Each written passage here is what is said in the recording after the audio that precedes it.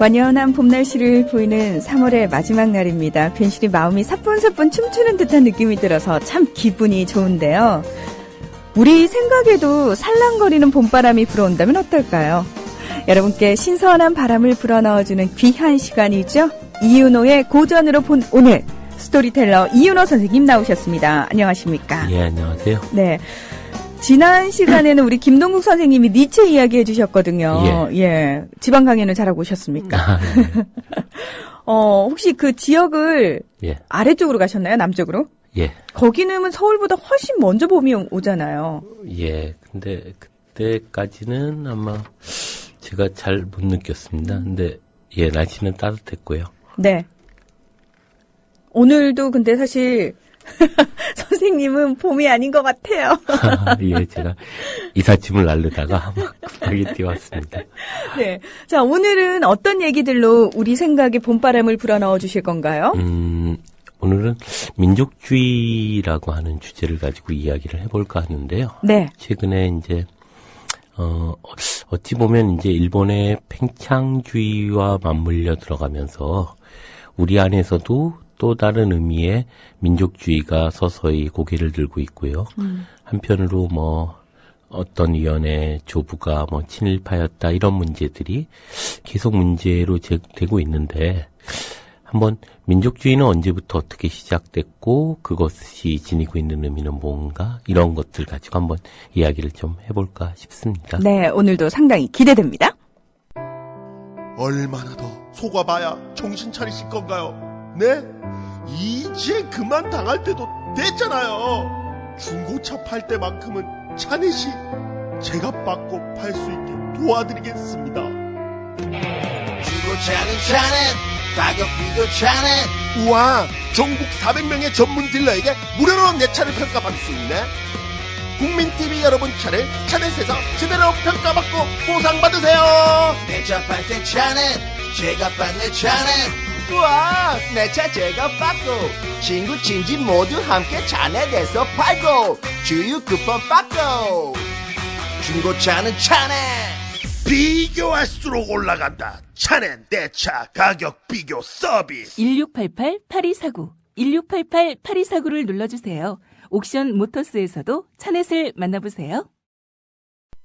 네, 국민라디오 이윤호의 고전으로 본 오늘은 민족주의의 문제에 대해서 얘기를 해주신다고 이윤호 선생님께서 말씀을 하셨는데 제가 문득 광고 나가는 동안 이윤호 선생님이랑 말씀을 나누다가 느낀 게 있는데요. 선생님이 한번 이렇게 씩 웃어주실 때가 있어요.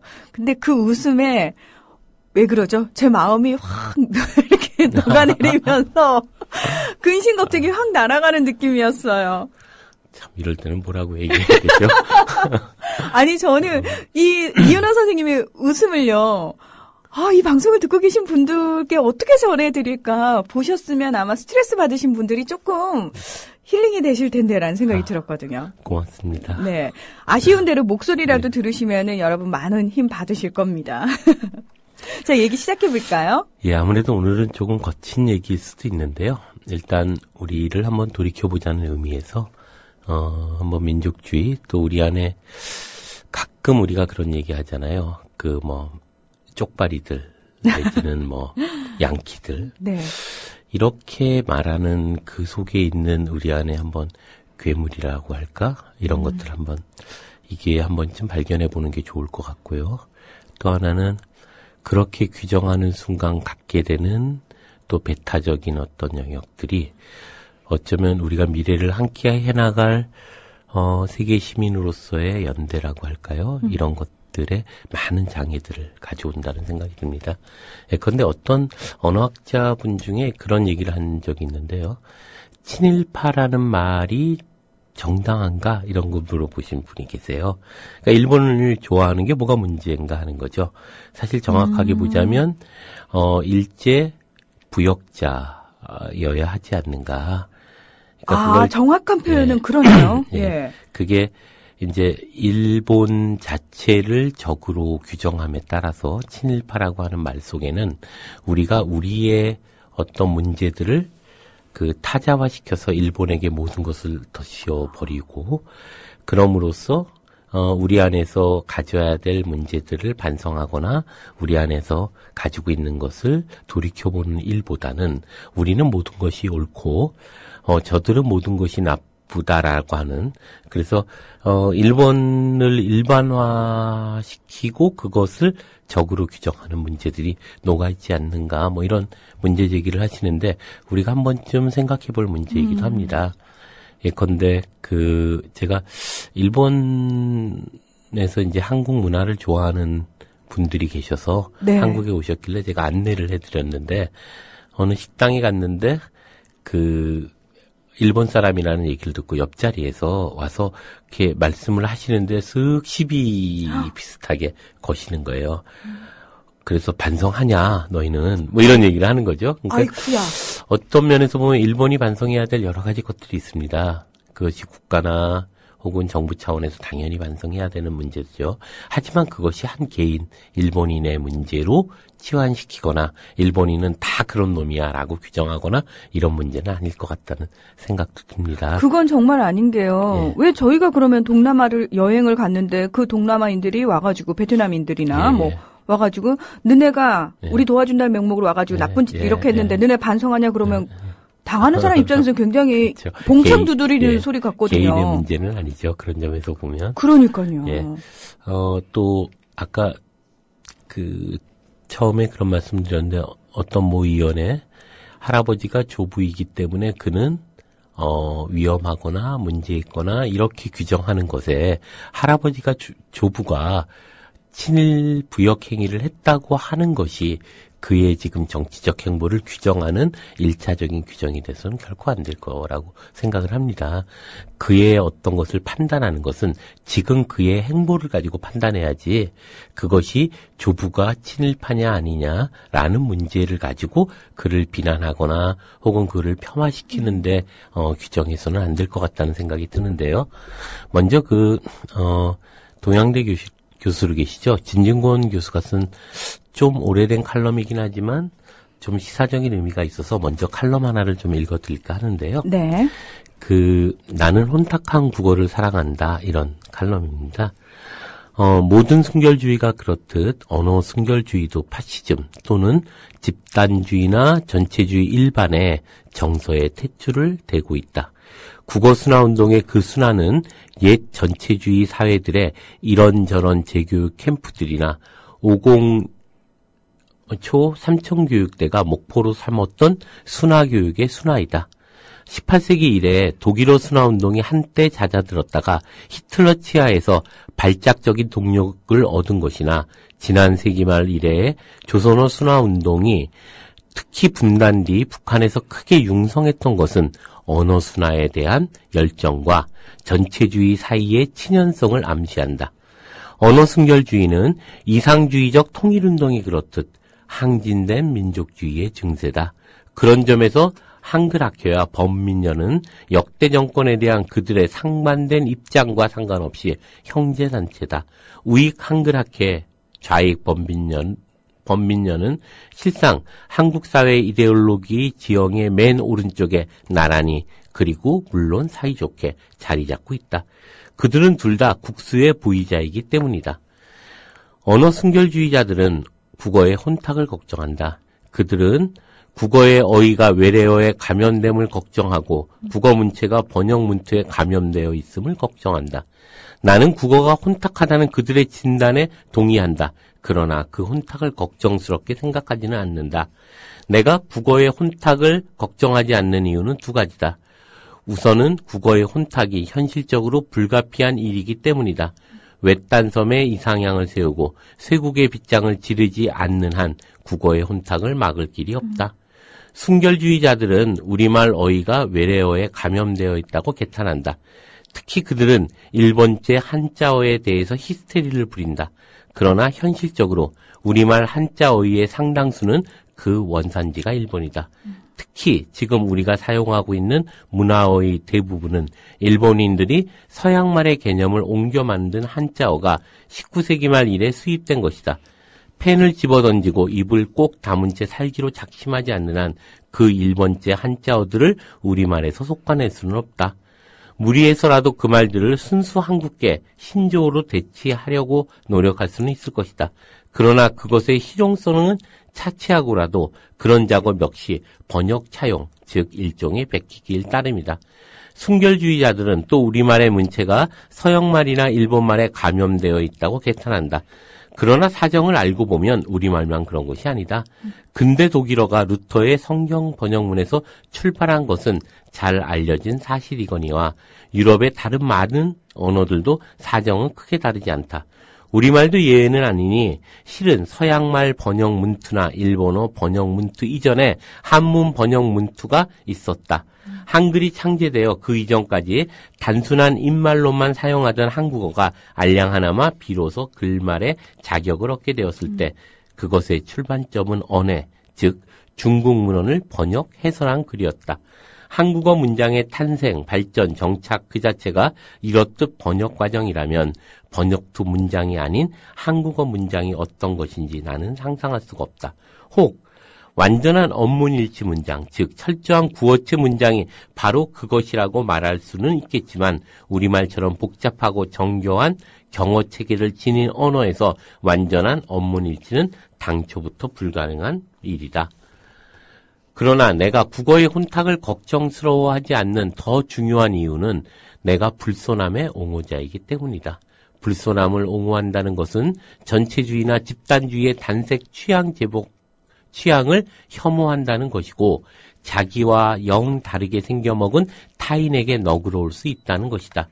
나는 이른바 토박이 말과 한자어, 중국산이든 한국산이든 일본산이든 그러한 한자어와 유럽계 어휘, 영국제든 프랑스제든 그러한 유럽계 어휘가 마구 섞인 혼탁한 한국어 속에서 자유를 숨쉰다.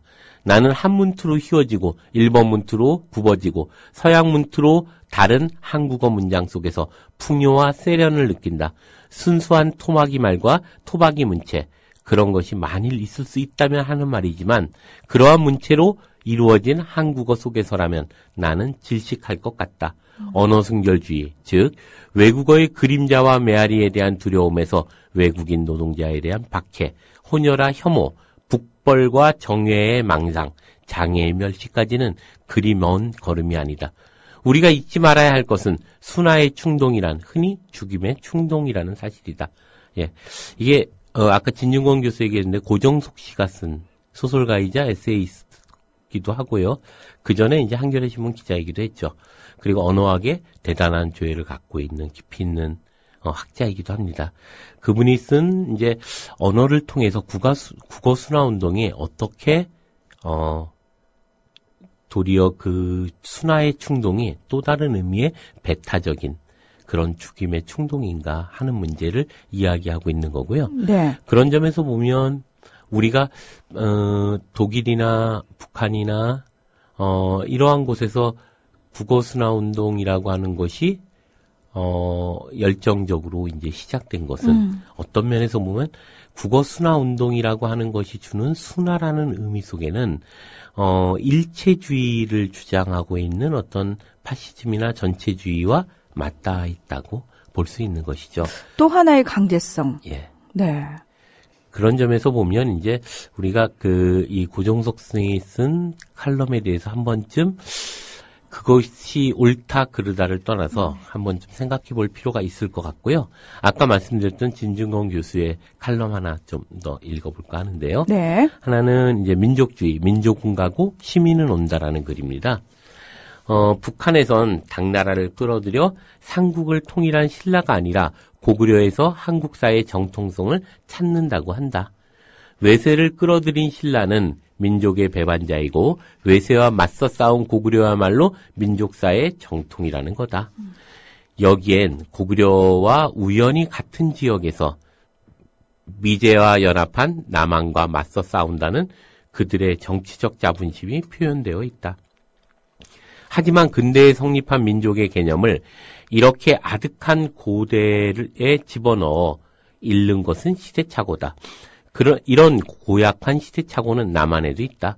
가령 우리의 교과서는 삼국유사를 쓴 일현을 대단한 민족주의자로 추켜 세우나 나는 그가 지금 우리가 갖고 있는 민족의식을 갖고 그 책을 썼다고는 믿지 않는다. 민족주의.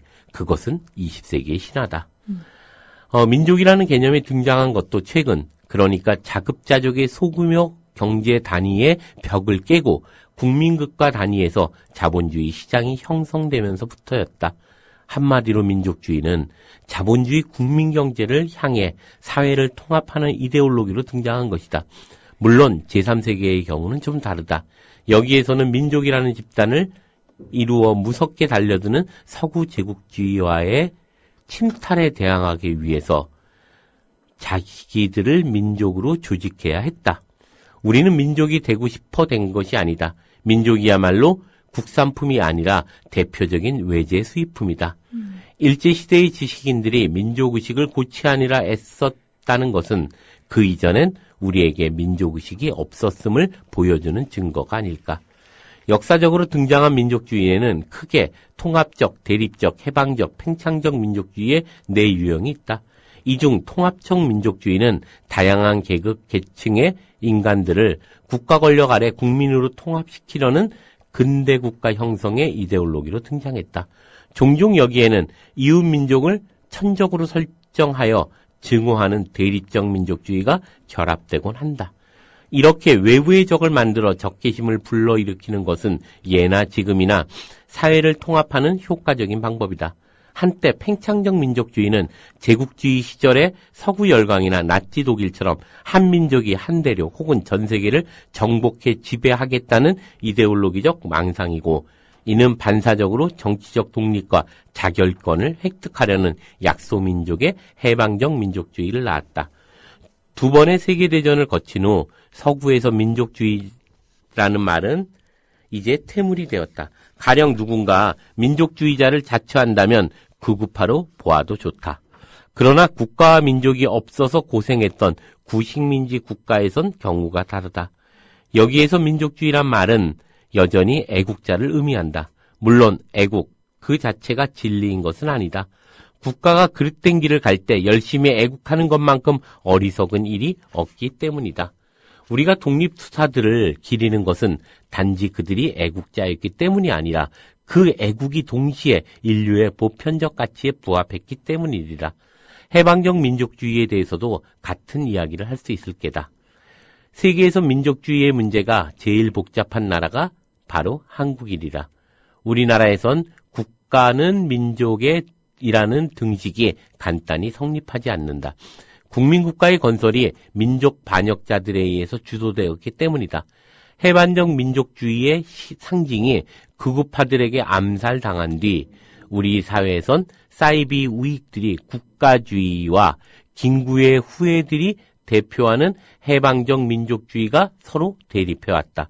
가령 김구 선생을 깎아내리며 독재자 이승만을 국부로 추앙하는 조선일보 형태를 생각해보라. 한국의 자칭 우익은 대단히 유감스럽지만 사입이다.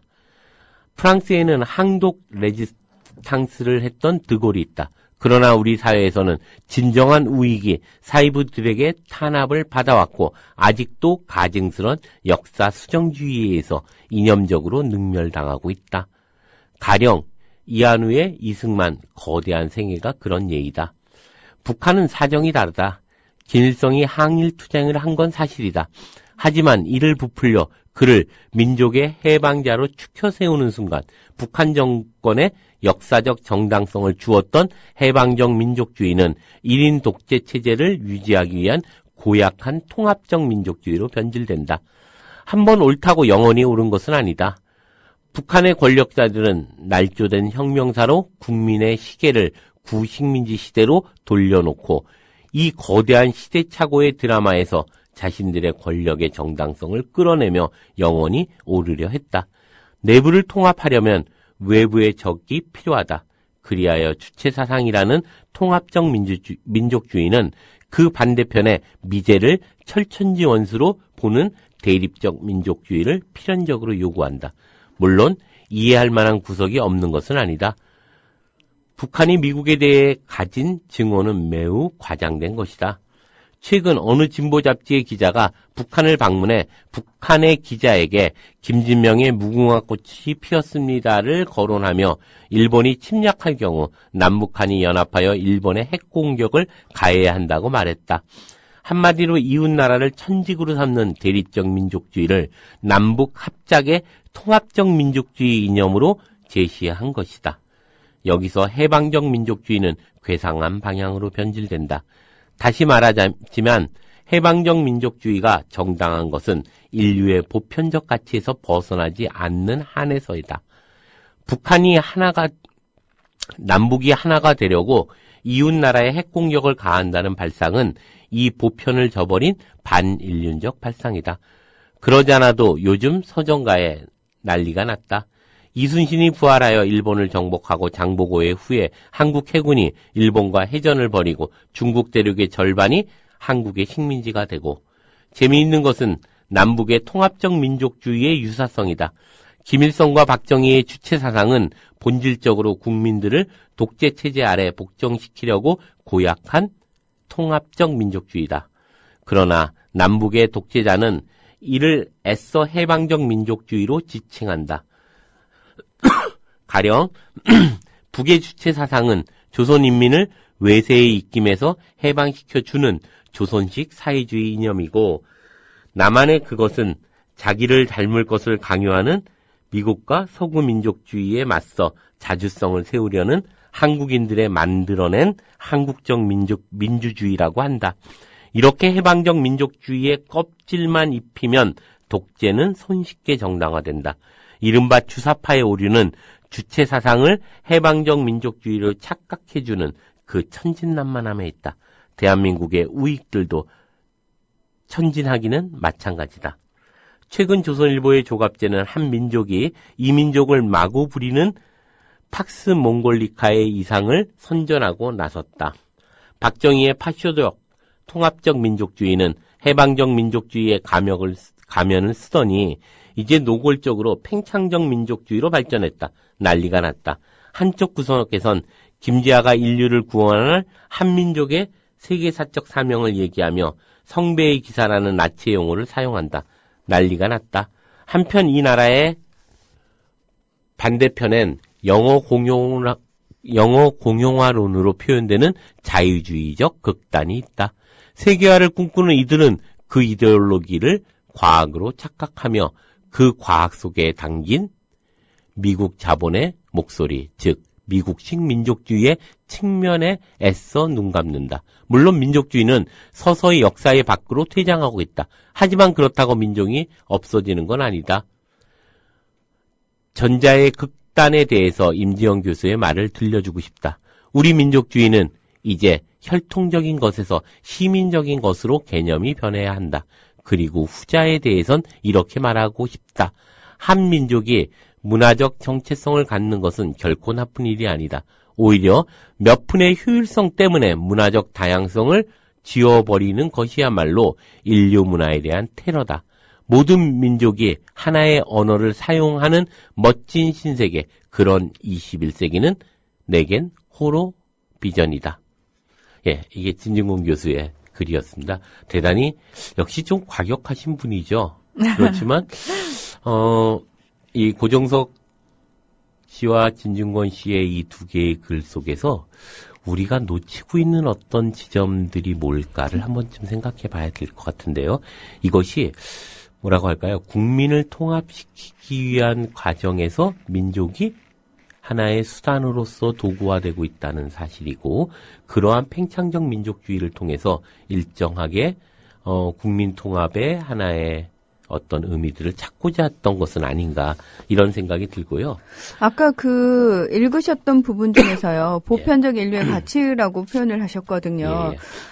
사실 세계 시민으로서의 시민 의식과 그리고 각 문화의 다양성이 서로 상반되고 대치되는 관계가 절대 아니거든요. 예, 그럼에도 불구하고 우리는 어떤 면에서 우리 문화의 어떤 정체성을 형성하고 우리 민족의 어떤 고유성을 지킨다는 명목하에 세계 시민 의식으로서의 어떤 세계 시민으로서의 역할이나 이런 의미에 대해서는 전혀 배제를 한 상황이 아닌가. 그리고 어느 누구도 그 부분에 대한 문제 제기를 잘 하지 않는 문화에 살고 있죠. 그렇죠. 민족주의가 특히 우리 사회가 이제 식민지를 겪었기 때문에요. 유럽이나 그 서구 사회하고는 전혀 반대. 예를 들면 거기서 민족주의, 민족에 대한 얘기를 하는 순간 이제 극우파로 찍히죠. 그러니까 함부로 얘기할 수 없지만 네. 우리는 민족을 얘기 안 하는 순간 대단히 위험한 그렇죠. 어떤 불순분자죠. 그러니까 이 사회에 굉장히 위험한 인물이 되는 거죠. 예, 예. 그래서 한 개인이 예를 들면 독도가 우리 땅일까 정말? 뭐 이런 문제 제기는 절대 못하는. 아이고, 저기가 몰매 됐죠. 맞죠. 예. 그런데 한번 우리가 이런 생각 한번 해보면요. 고이즈미 총리가 혹시 다 기억하실지 모르겠지만 그런 고이즈미 전 총리가 세계 2차 세계대전에 A급 전범들의 위패가 모셔져 있는 신사를 참배했잖아요. 네. 그러면서 이제 한국과 중국 또 동남아 그리고 미국까지도 이제 그것에 대한 문제 제기를 하면서 과거에 일본의 침략적 제국주의에 피해를 입었던 그 아시아 국가들이 이제 일제히 문제를 제기하던 일이 있었어요. 2000년대 초반이죠. 예. 일본이 과거 침략을 반성하기는커녕 오히려 팽창적 제국주의에 대한 미련을 버리지 못하는 내용인데요. 왜 그랬을까 하는 거죠. 이 국제적인 어떤 비판을 무릅쓰고 참배를 강행하는 이유가 뭘까? 또 국제적인 엄청난 비판에도 불구하고 교과서를 만들어서 일본의 정당화를 꾀하는 이유는 뭘까? 한번 거꾸로 이런 생각을 한번 해볼 필요가 있죠. 또 독도를 다케시마가 자기네 땅이라고 막 우기면서 분쟁을 초래하는 이유는 뭘까? 여기에는 다른 어떤 것이 있는 것은 아닐까? 즉 이런 문제들이 아닐까 싶은데요. 개인의 신념의 문제라기보다는 비판을 감수할 만큼의 정치적인 포석이 있었던 것이 아닌가. 예, 이러자면 동아시아의 저항적 민족주의에 상응하는 일본 내의 침략적 민족주의를 자극해서 외부적으로 들어오는 어떤 공격에 대해서 스스로가 지금 일본이 실제로 그러고 있거든요. 네. 엄청난 방어 전선을 만들고자 하는 어떤 내부 통합의 하나의 정치적 포석이 바로 그것이 아닌가. 그러니까 지금 아베 신조가 취하고 있는 것과 굉장히 유사하다고 볼 수 그것의 있겠죠. 연장선 속에 그렇죠. 있는 거죠. 예. 그래서 내부적으로 결집을 노리는 것이고 이것이 결국 일본이 민족주의라는 것을 통해서 어떻게 그것을 수단화시키고 있는가를 보여주고 있는데요. 이것은 사실 일본뿐만이 아니라 우리 사회도 마찬가지로 보여주는 어떤 모습들을 가지고 있다고 보여집니다. 결국 동아시아 전반에 있어서 민족과 민족주의는 상당한 힘을 발휘하고 있다는 점을 한번 우리가 생각해 볼 필요가 있다고 생각합니다. 그래서 한번 그 문제를 좀 더 한번 진지하게 생각해 보면 어떨까 싶은데요. 너무나도 당연한 말이 되어버렸죠. 민족이라는 말이. 근데 거기에 이제 도덕적 개념까지도 포함되어 있습니다. 민족이라는 것이 자기 안에서 그것의 숭고함을 조금이라도 훼손하면 그것은 반도덕적이거나 비도덕적인 거죠. 그런데 이 민족이 정말 당연한 이야기일까? 아니, 우리는 과거 당군으로부터 정말 하나의 핏줄로 내려온 자손일까? 대체 민족이란 단어는 언제부터 사용되기 시작했던 것일까? 그런 이야기를 좀 해볼까 합니다. 예, 사실 아마 지금 이제 이윤호 선생님이 하시는 얘기를 들으시면은 굉장히 배신감에 몸서리 치실 분도 계실 것 같아요. 예. 그래서 이제 이런 생각을 해보면요. 사실 우리가 단일민족이라는 개념으로 쭉 써왔잖아요. 네. 근데 정말 단일민족일까? 사실 근거 없는 거죠. 근거 없는 거 맞는 게요. 그리고 제가 예전에 얼굴학 박사님을 만나서 인터뷰를 한 적이 있는데 그분이 뭐라고 표현하셨냐면은 지금 왜 우리가 흔히 말하는 한국 사람 얼굴이라고 얘기를 하죠. 이 얼굴이 언제 형성됐을 것 같냐고. 2000년 전 전라도 지역에는 지금의 아랍인처럼 생긴 사람들의 얼굴이 있었다는 거죠. 그래서 우리가 흔히 생김새로 민족을 나눈다라고 가장 쉽게 얘기를 한다면 그런 부분부터 사실은 우리가 상상치도 못한 역사들이 있다는 거죠. 그렇죠. 예. 우리가 사실 외침을 받는데 이게 반도 국가이기 때문에 엄청난 외침들을 받거든요. 984번의 외침을 받아요. 야, 엄청났죠. 세계 역사상 유례없는 순환을 겪었던 민족이죠. 그런 민족이 그것도 단순히 외침만 받는 게 아니라 지배도 받아요. 지배도 받죠. 몽고에 대한 지배, 또 오랜 기간 중국의 지배를 받으면서 그렇죠. 있었고 일제히 식민지 지배를 받았었고 그럼에도 불구하고 어떻게 우리가 그러한 혈통의 어떤 순수함을 지켜낼 수 있었을까? 이거 말이 안 되는 거죠. 사실 혈통의 혼탁함이라고 하는 건 당연한 것일 거고요. 그럼에도 불구하고 우리가 단일 민족이라고 하는 표현을 쓰는 데는 일정하게 어떤 정치적 보석 또한 있었다는 거죠. 자, 그런 점에서 우리가 그 민족이라는 것이 언제 어떻게 형성됐는가를 좀 볼 필요가 있을 것 같은데요. 먼저 유럽의 이야기로 좀 넘어가 봤으면 싶은데요. 17세기의 절대왕정 시대까지의 유럽은 오늘날 같이 영토를 가진 국가로서 존재하지 않았죠. 대체로 한 왕가를 중심으로 한 봉건적 귀족들이 지닌 영토의 총합이 왕국을 구성했고, 왕의 권력이 미치지 않는 곳들도 대단히 많았습니다. 그러니까 뭐 무슨 브루몽 왕가 뭐 이런 식의 왕가들이었던 거죠.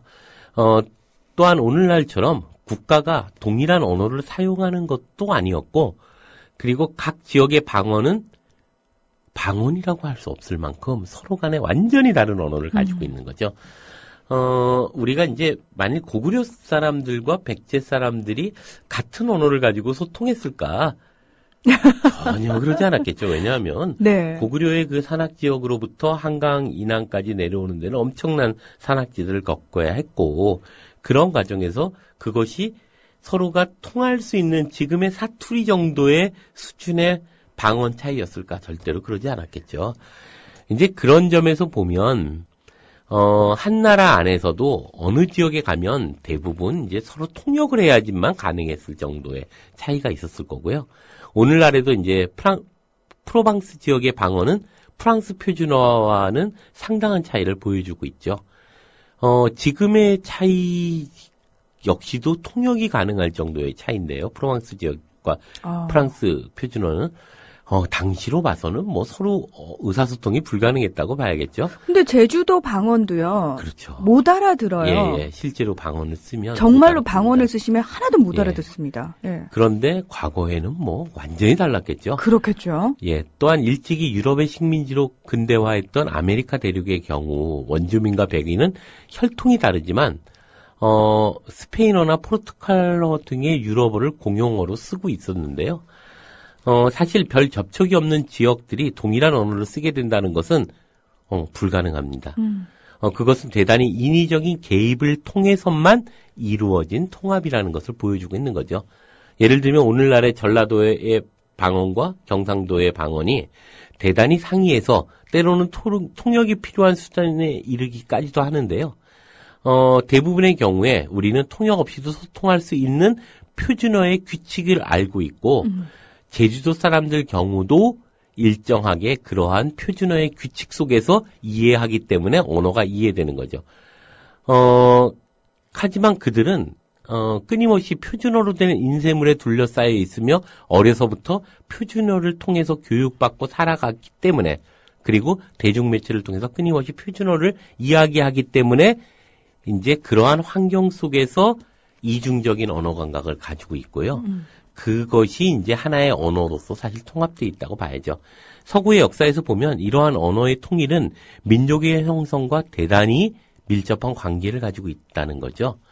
라틴어의 시대가 지나고 인쇄술이 보편화되기 시작하면서 사람들은 문자를 통한 커뮤니케이션을 증대시켰고, 그 결과 마을마다 다르던 언어들이 조금씩 이제 통합되어 가고 동일화되는 현상이 나타나기 시작하는 거죠. 인쇄물이 유통되는 범위 안에서는 일정 정도의 언어적 통일이 이루어진 것이고, 이렇게 표준어가 서서히 등장하기 시작하게 되면서 그 지역의 정치 제도에 커다란 변화를 가져옵니다. 혁명과 함께 도래한 민주적 공화정에서 여론 형성이 가능한 지역이 한정된다고 봐야죠. 이렇듯이 문자에 의해 언어가 동일해지고 그를 통해 정치적 공동체가 발생하는 일련의 과정이 문자에 의해서 고급 문화가 생겨나는 과정이기도 합니다. 다시 말하면 인쇄술의 발전과 함께 이루어진 언어의 통일이 사람들의 의사소통의 범위를 점점 넓혀주고 그 공간 안에서 정치적 여론이 형성되면서 일정한 민주적 공화정 혹은 일정한 사회 공동체들의 어떤 동일한 가치관들이 통합돼 들어간다고 봐야죠. 아메리카 대륙도 마찬가지입니다. 당시 라틴 아메리카 대륙의 정치 경제적 주도 세력은 유럽에서 이주하여 그곳에 정착한 백인들이고 이들은 백인들의 문화적 공동체 유지를 위해서 인쇄물을 만들기 시작하죠. 그 결과 원주민들 역시 이러한 언어적 공동체 속에 동화되면서 정치적 공동체를 이룰 수 있는 보편적인 여론 형성을 하게 됩니다. 이러한 여론 형성의 체계를 통해서 아메리카 대륙의 백인들은 자신의 이익을 보호할 수 있는 정치 체계의 구성을 시도하게 되죠. 왜냐하면 당시에 유럽의 식민지였던 그곳에서는 대규모의 플랜테이션 농업이 이루어졌고 이는 본국의 경제적 발전을 위해 많은 부분을 희생을 감수하는 구조를 가지고 있었기 때문이죠. 하지만 이러한 그 지역이 정착한 지 3세대 혹은 4세대가 흐른 뒤에 백인들은 한 번도 유럽 본국에 가본 적 없는 경우가 대부분이었고 적어도 2세대까지 경험할 수 있었던 유럽 순례 프로그램은 더 이상 유효하지 않았던 거죠. 즉 미국에 있는 백인들 입장에서 보면 혹은 아메리카에 있는 백인들 입장에서 보면 유럽이라고 하는 것은 자기들 착취하는 수단에 이제는 불과한 거죠. 그래서 그러한 과정에서 본국의 이익을 위해서 손해를 감수하면서 사업을 해야 한다는 것은 더 이상 납득하기 어려운 것이고 결국 거대한 경제 세력, 대농장을 가지고 있는 그러한 거대한 경제 세력을 중심으로 개별적으로 벌어진 독립을 하려고 하는 어떤 노력을 벌이게 되죠. 그게 이제 다양한 독립투쟁으로 나아가게 됩니다. 오늘날의 중남미 국가의 탄생을 가능하게 했고 이들은 적어도 한 번도 보지 못한 본국의 백인들보다 어렸을 적부터 자신에게 삶의 지혜를 가르쳐준 톰 아저씨를 자신의 동지로 선택하게 되었던 거죠. 그리고 그들은 같은 지역에서 오랫동안 공존하면서 끊임없이 혼혈의 과정을 겪었고 지역 공동체인 동시에 혈연의 관계에 맺고 있는 것으로서 스스로를 규정할 수 있었던 것이죠.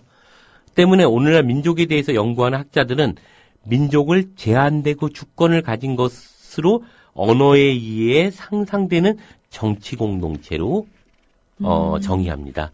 대표적인 게 이제 앤더슨 같은 사람인데요. 네. 그런 점에서 보면 결국 언어를 통해서 만들어지는 정치 체제가 유효한 제한적인 주권을 가진 지역, 이것을 이제 민족이라고 규정되는 거고요. 그러한 과정에서 상상되는 정치 공동체라는 거죠. 그 미국의 인류학자인 앤더슨에 의한 것인데요. 우리가 흔히 생각하는 혈통 중심의 민족 개념과는 너무나도 다른 것이죠. 네. 우리는 그저 오늘날 우리가 한민족이라고 하고 하나의 혈통을 가지고 있다고 상상하고 있을 뿐이라는 거죠. 그렇죠. 예, 실제로 그러한 혈통적인 민족주의는 이제 의미 없고 전 세계에 어디에도 존재하지 않습니다. 아마도 그것은 어떤 필요에 의해서 만들어진 상상일 것이고요. 우리의 민족사에서 당군이라는 기원을 상정했던 시기가 원나라의 침략을 받았던 13세기 고려 말이죠. 또 실제적으로 그것이 현실화되는 것은 구한말 대종교에 있었다는 점을 우리가 좀 이해할 필요가 있습니다. 예를 들면 우리가 민족주의가 태동되는 것은 신체호에 의해서고 구한말부터 시작돼서 1905년부터 1910년 정도 사이에 아주 집중적으로 민족주의라는 개념이 등장하게 되는 거죠. 그래서 그 필요점이 무엇인지, 정치적 포석이 무엇인지를 우리가 알 수 있었던 거죠. 아까 그 진중동 교수가 얘기하듯이 그러한 팽창적 민족주의에 맞서서 그런 해방적 민족주의의 필요성, 이것이 민족주의라는 개념을 만들어 것이지, 그래서 그 개념 속에서 상상했던 것이지 과거로부터 민족주의가 혹은 민족이 존재했던 것은 아니다라고 볼 수 있는 것이죠. 다시 말해서 공동체에 대한 억압이 존재할 때마다 억압받고 있는 공동체의 구성원들은 자신들의 기원을 동일한 것으로 상정하고 싶어 했던 거죠. 네. 그게 이제 당군이고 그리고 곰 토템이고 이런 것들을 통해서 우리는 모두가 하나로 이 제국주의에 맞서야 돼라고 하는 종족의 개념. 근데 우리나라는 비교적 적기 때문에 그런 것들에 대한 큰 문제가 없었습니다. 근데 예를 들면 인도 같은 경우가 그런 거죠. 영국의 식민지로부터 저항하기 위해서 수십 개의 종족이 하나의 단일한 어떤 역사와 그러한 상상적 어떤 기원을 공유합니다. 그래서 뭐 힌두스탄도 드라비다족도 모든 종족이 하나의 기원을 갖는 것으로서 하나의 인도라는 민족들을 만들어내게 되죠. 그래서 월러스틴이라고 하는 그 학자가 그런 얘기를 하죠. 인도는 정말 존재하느냐. 그것은 영국에 의해서 만들어진 것이고, 만일 영국이 북쪽에 있는 힌두스탄을 지배했고, 만일 프랑스가 남쪽에 있는 드라비다족을 지배했었다면, 식민지였다면, 그들은 두 개의 기원을 갖고 있는 두 개의 나라가 되었습니다. 그렇죠. 서로가 끊임없이 대립과 끊임없는 싸움을 투쟁을 하면서 발전해왔던 두 개의 기원을 가지고 있는 민족이 됐을 것이다. 그러나 영국에 의해서 지배되는 순간 그러한 수십 개의 종족은 하나의 종족으로, 하나의 민족으로 재탄생되고 상상되었다. 이런 얘기를 하고 있는 건데요. 그러면 흔히 왜 우리가 민족주의에 있어서 가장 대표적이라고 할 수 있는 유대민족이라고 표현을 하나요? 예. 그들은 정말 그들만의 어떤 신화와 역사와 엄청난 것들을 계속해서 강조하고 있지 않습니까? 그리고 그렇죠. 실제로 예. 그 없어진 나라를 예, 만들어내잖아요. 예. 예. 그러니까 그 유대 종족에 관련한 어떤 것일 거고요. 네. 그건 나중에 이제 히브리인들의 역사라고 하는 것을 가지고 시간이 날 때 다시 한번 좀 말씀드리기로 그래서 하고요. 저는 정말 이해가 안 됐던 부분이요. 예전에 왜 히틀러가 예. 유대인들에 대해서 그 가혹한 홀로코스트를 예. 행할 때요. 예. 저는 너무 궁금했던 게 예를 들어서 유대인이라고 얘기할 만한 그것들이 어떤 것들을 가지고 그들을 유대인이라고 규정지었을까? 그렇죠. 예. 오랜 시간부터 뭐 독일에 살았거나 폴란드에 살았거나 하는데도 유대인이라고 잡아내잖아요. 저는 예. 그게 되게 이해가 안 됐거든요. 그게 이제 혈통과 더불어서 이제 종교라는 어떤 언어 문화의 통합적인 어떤 것이 있는데요. 네. 실제로 이제 그 워낙 히브리 지역이라고 하는 특수한 또 바빌론에 의해서 해체되고 나서 그들이 이제 하나의 종족들이 흩어져서 디아스포라, 이렇게 유랑을 하게 됩니다. 네. 그 과정에서 겪는 이제 서러움들이 그들이 이제 더 똘똘 뭉치는 특수한 하나의 형태의 종족주의가 만들어집니다. 이제 그걸 그 문제, 유대의 문제는 조금 한번 시간을 내서 히브리의 역사를 얘기할 시간이 있으면 그때 좀 얘기를 하기로 하고요. 꼭 얘기를 하는 시간이 있었으면 좋겠어요. 네. 아까 다시 얘기로 돌아가서 민족이 어떤 필요에 의해서 상상된 개념이라면 민족이라는 개념은 과거부터 있었던 것이 아니라 18세기 이후에 인간에 의해서 사실 발명된 것이 된다고 봐야죠. 네, 발명된 개념이죠, 민족은. 민족을 발명해내고자 하는 의지의 집합을 우리는 민족주의라고 불러왔습니다. 그리고 오늘날 체첸의 민족주의 분쟁이나 팔레스타인의 분쟁 등을 얘기하고자 할 때 이 말이 사용된다는 것은 생각해보면 이때의 민족주의라는 말은 스스로를 민족으로서 인정받고자 하는 의지라는 뜻이라고 읽어야겠죠. 다시 말하면 민족이 애초부터 존재해서 그것을 회복하는 민족주의란 허구일지도 모른다는 것이죠. 민족은 민족주의에 의해서 발명됐다는 것이 맞는 얘기가 아닌가 생각합니다. 그래서 정리해보면 민족이란 인쇄기술과 자본주의의 결합을 통해서 형성된 18세기 이후의 영토 국가의 구성원들이 스스로를 통합적으로 사고하는 개념으로서 형성된 것이고요. 그 이후 공화주의의 국가를 유지하기 위해서 국민의 편성이 필수적이었는데 특히 프랑스 혁명의 경우에 있어서 루이 16세와 마리 앙뚜아네트의 처형이 이루어진 후에 공화국은 외부 절대 왕정의 침략을 받게 됩니다. 당시의 신성 로마 제국의 황제가 마리 앙뚜아네트의 오빠였기 때문인데요. 그 혁명의 분위기는 유럽 절대 왕정 국가들에게 있어서 절대적인 위협이 되었던 거죠. 그렇기 때문에 이제 그러한 신성 로마 제국의 황제를 비롯한 유럽 국가에 다시 이제 복고 체제를 만들고자 하는 어떤 흐름들을 갖게 되죠. 그래서 그들은 연합군을 조직해요. 8.15 진격을 시도하게 됩니다. 그러나 브루몽 왕조의 국가 상비군은 이미 해산된 상태였고 혁명을 수호하기 위해서는 새로운 군대의 조직이 필요했던 거죠. 결국 모두가 국가의 주인이라는 공화주의적 사고는 당시 시민들에게 자율적인 군입대를 호소하게 되었고 그 과정에서 근대 최초의 자발적인 시민군, 국민군이 형성됩니다. 이들은 혁명을 수호하기 위해서라면 자신의 생명마저도 버릴 수 있는 신념에 가득 찬 사람들이었고 이들이 지녔던 신념이 근대에 이르러 최초로 등장한 애국심이라고 봐야죠. 그것이 이제 그 민족주의, 내셔널리즘을 유지시키는 가장 중요한 원동력입니다.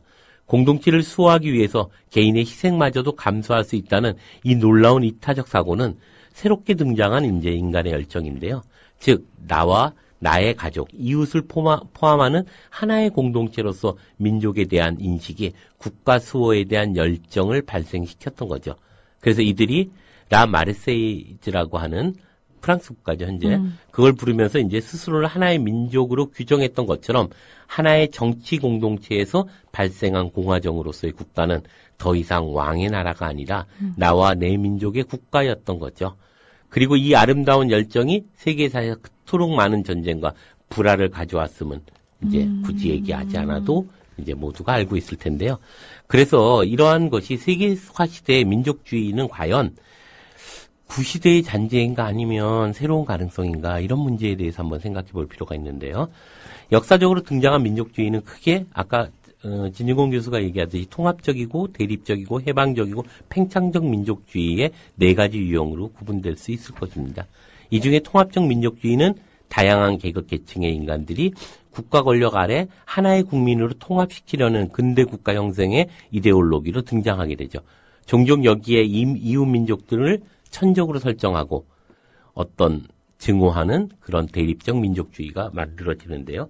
과거에 이제 정부에 대한 비판들이 한참 문제가 됐을 때, 그때 이제 저항에 부딪히게 되는 순간, 이제 뭐라고 할까요? 한일전 이런 거 하는 것이 딱 하고, 그러면 이제 모두가 이제 쪽발이는 이겨야 된다 이런 생각을 하면서 이제 갑자기 이제 독재 타도는 조금 후에 이렇게 되는 일정한 통합의 하나의 이데올로기로 작용하게 됩니다. 예를 들면 금모으기 운동. 네. 또 하나 혹시 기억하시는지 모르겠는데요. 네타시오 운동이라는 거 들어보셨어요? 네타시오? 그 천주교에서 하던. 예, 정의평화, 무슨, 어디죠? 주교단에서 했는데요. 네. 이 네타시오의 문제는 사실 어떤 면에서 보면 도덕성 회복 운동이라고 하지만 당시에 정부나, 재벌 기업들의 문화발식 확장이 갖고 있는 비합리적이고 반민주적인 어떤 행태를 개인으로 정과시킴으로써 국민 모두가 책임지는 것을 합리화하는 하나의 이데올로기로서 작용하기도 합니다. 그들의 의도와 무관하게 이러자면 금모으기 운동도 그렇죠. 아니 왜 기업이 그리고 정부가 망쳐놓은 것을 우리 모두가 금을 다 모아서 그것을 해결하려고 하는 이 과정이 정당했을까? 이것이 또 하나의 통합적 민족주의라는 하나의 이데올로기로 작동하고 있었던 것이죠. 그래서 항상 외부의 적, 타자를 하나씩 등장하게 됩니다. 그 타자는 일본이거나 북한이거나 때에 따라서는 미국이기도 하죠.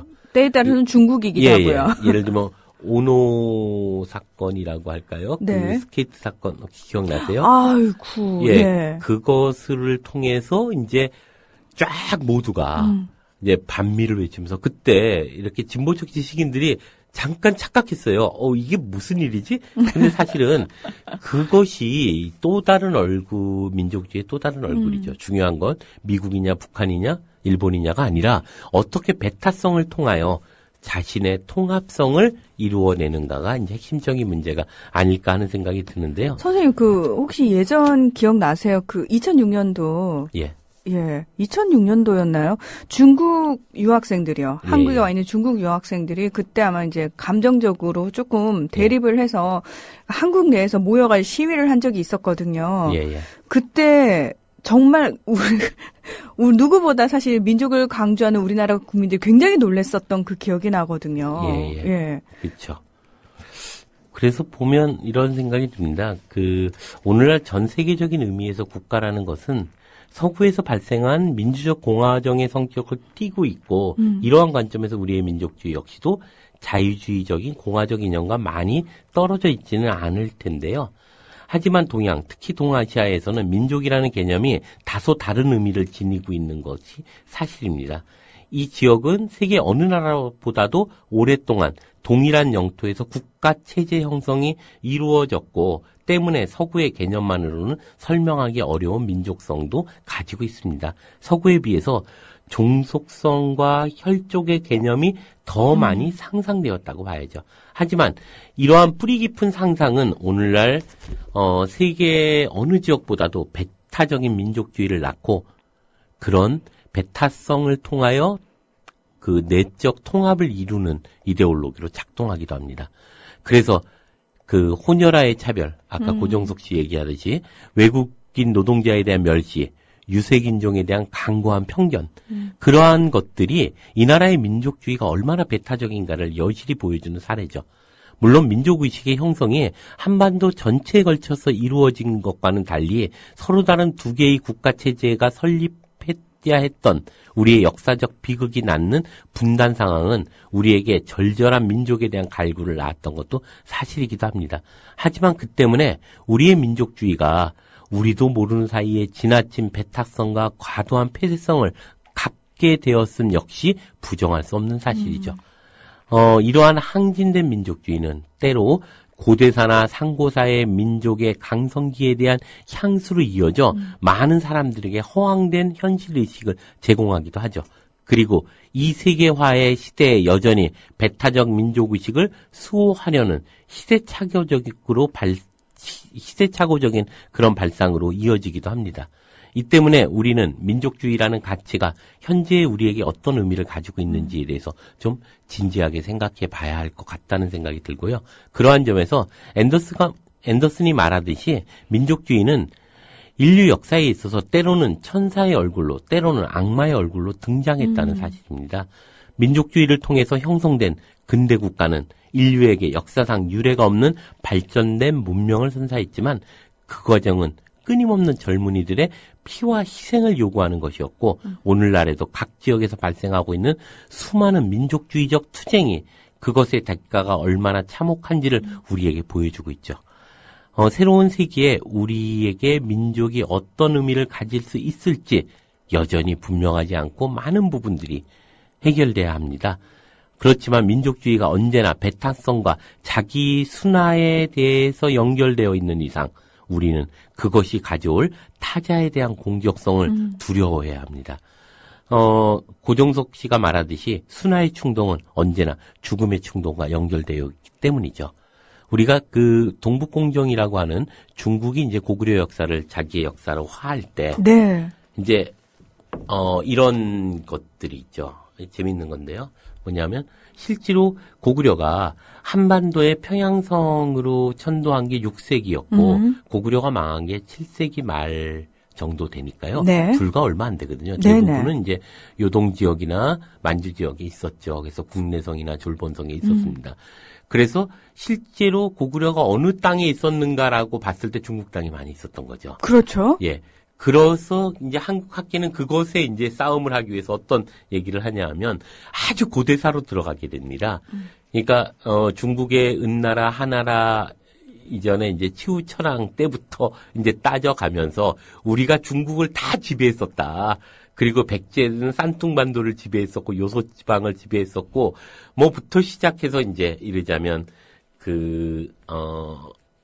주나라 이전에 서쪽이 아니라 동이족에 의해서 지배됐던 거대한 역사를 가지고 있는 것이다라고 반박함으로써 또다시 중국 땅이 우리 땅이었다라고 이야기를 합니다. 이것이야말로 정말 그 역사를 너무 뭐라고 할까요? 단면적으로 이해하는 것은 아닌가. 예를 들면 고구려의 역사는 지금의 중국과 지금의 한국하고는 전혀 상관이 없습니다. 무슨 말이냐면 고대사 속에서 존재하는 혼합 혹은 혼혈 종족이죠. 네. 그것은 지금의 그런 어떤 민족의 개념이나 지금에 있어서의 그런 어떤 개념하고는 정말 다릅니다. 예컨대 말갈족, 거란족 등등을 포함한 서로 혼합되어 있는 종족으로서의 혼혈된 어떤 역사를 가지고 있는 고대사인 거죠. 만일 유럽에서 이 문제를 가지고 있었다면 정말 3차 대전이 일어납니다. 왜냐하면 적어도 왕조 시대라고 하는 것은 지금의 근대의 국가 영토하고 다르거든요. 그렇죠. 예컨대 합스부르크 왕가가 어느 나라에 속할 것이냐를 가지고 한 나라가 감히 자기의 역사책에 기록하는 순간 다른 나라 모두가 이제 들고 일어나게 되죠. 왕가를 중심으로 이제 유럽이 재편돼 있던 시대에 만들어졌으니까. 그래서 거기는 모두가 합의를 합니다. 예를 들면 프랑스 역사 그러면 프랑스라는 국가가 만들어지고 나서부터의 역사를 프랑스 역사라고 하죠. 그러면 그 이전에는 뭐냐? 서유럽 근세사. 그 이전에는 서유럽 고대사죠. 중세사이고 고대사인 거죠. 즉 이것이 지금의 국가 개념으로 역사의 단면을 쪼개는 순간 여기서부터 여러 가지 배타성과 분쟁이 만들어지는데 우리에게도 중국과 일본을 포함한 아시아 안에서도 적어도 이러한 합의들을 통해서 그런 어떤 통사적인 의미에서의 역사 규정의 과도함들을 좀 넘어서서 함께할 수 있는 가능성과 그리고 역사에 대한 올바른 인식이라고 할까요? 이런 것들이 좀 필요하지 않을까 이런 생각도 하게 됩니다. 과도한 민족주의에 대해서 우리가 한 번쯤 좀 생각해 봐야 되는 것은 아닌가 이런 생각이 드네요. 네. 우리나라의 역사 교육이라고 한다면은 이 땅에서 일어났던 과거에 몇 년도에 뭐가 일어났고 이런 걸 가르치고 외우기에 급급한 역사 문제고 사실은 그리고 자신의 어떤 정치적 입지에 따라서 정말 말도 안 되는 사건들이 포장되기도 하고요. 왜곡되기도 하고 날조도 되기도 하지 않습니까? 내부적으로 이렇게 정리가 안 된 상황에서 동아시아 전체의 역사에 대해서 어떤 합의를 이룬다? 예, 참 갈 길이 멀구나라는 생각이. 근데 어쨌거나 역사라는 건 우리가 그런 거 아닌가요? 그러니까 한비자가 그런 얘기를 하는데 하나의 물에 자기의 얼굴을 비치면 자기 하나를 보지만 역사의 흐름에 얼굴을 비치면 미래를 볼 수 있다라고 얘기하듯이 우리가 역사를 보는 건 우리가 지금을 성찰하기 위한 하나의 과정은 아닌가 생각을 합니다. 그래서 평화롭게 공존하고 그를 통해서 정말 아름답게 살았던 시절들의 기억들을 통하여 우리가 미래에 보다 의미 있는 공존의 역사를 만드는 것이 역사를 공부하는 어떤 의미는 아닐까 이런 생각이 좀 듭니다. 네. 내 안에 정말 아집 같은 또 역사의식을 살포시 좀 반성하게 되는 시간이 아니었나 그런 생각이 드는데요. 선생님, 저희 다음 주부터는 또 3시에 만나거든요. 3시부터 4시까지 이윤호의 고전으로 본 오늘, 다음 주 월요일부터 계속됩니다. 오늘도 정말 봄바람 같은 이야기 저희 머릿속에 시원하게 이렇게 뭔가 새로운 기운을 불어넣어 주셔서 정말 고맙습니다. 있었는데요. 네, 고맙습니다. 다음 주 3시에 뵙겠습니다. 네.